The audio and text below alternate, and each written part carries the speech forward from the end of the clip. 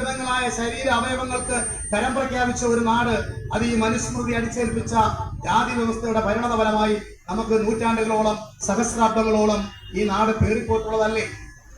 ആ നാടിനെ വീണ്ടും ആ അവസ്ഥയിൽ നിന്ന് മാറ്റിയെടുത്തതിൽ ശ്രീനാരായണ ഗുരുവിനും അയ്യങ്കാളിക്കും അതോടൊപ്പം തന്നെ ചട്ടമ്പി സ്വാമികളും കുമാരനാശാനും സഹോദരൻ അയ്യപ്പനും വലിയ പങ്കല്ലേ സമൂഹത്തിൽ വഹിച്ചത്?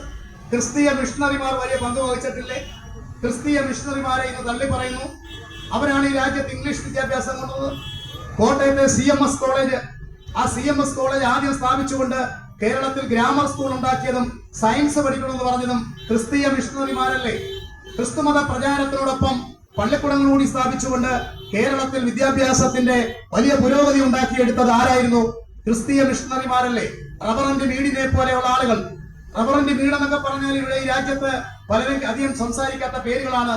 റവറന്റ് മീഡിനെ പോലെയുള്ള ആളുകൾ, ഇവാഞ്ചലിക്കൽ മിഷൻ പോലെയുള്ള ആളുകൾ, ലണ്ടൻ മിഷൻ സൊസൈറ്റി പോലെയുള്ള, ജർമ്മൻ മിഷൻ സൊസൈറ്റി പോലെയുള്ള സ്ഥാപനങ്ങൾ, ക്രൈസ്തവ സ്ഥാപനങ്ങളാണ് ഈ നാടിനെ ഇന്നത്തെ നിലയിലേക്ക് മാറ്റിയതും അച്ചടി വിദ്യകൾ ഉൾപ്പെടെയുള്ള കൊണ്ടുവന്നുകൊണ്ട് ഈ നാട്ടിൽ ഇന്നത്തെ നിലയിലേക്ക് ഒരു പുരോഗതി ഉണ്ടാക്കിയതും.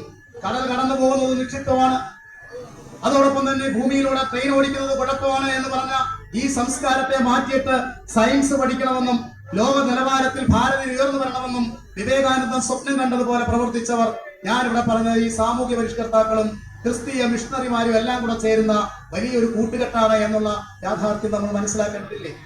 അവയെല്ലാം ഇനിയും കളഞ്ഞുകൊണ്ട് പഴയപടി നമ്മൾ പോകണം. പഴയതുപോലെ ബ്രാഹ്മണനിൽ നിന്നും 16 അടി മാറി നായരും, നായരിൽ നിന്ന് 32 അടി മാറി ഈഴവനും, ഈഴവരിൽ നിന്ന് 62 അടി മാറി പുലയനും ഒക്കെ യാത്ര ചെയ്യണം. അങ്ങനെ നായാടി പോകുമ്പോൾ ഏതാണ്ട് 162 അടി നായാടി മാറി നടക്കണം എന്ന അവസ്ഥയിലേക്ക് ഈ രാജ്യത്തെ വീണ്ടും കൊണ്ടുപോകണം.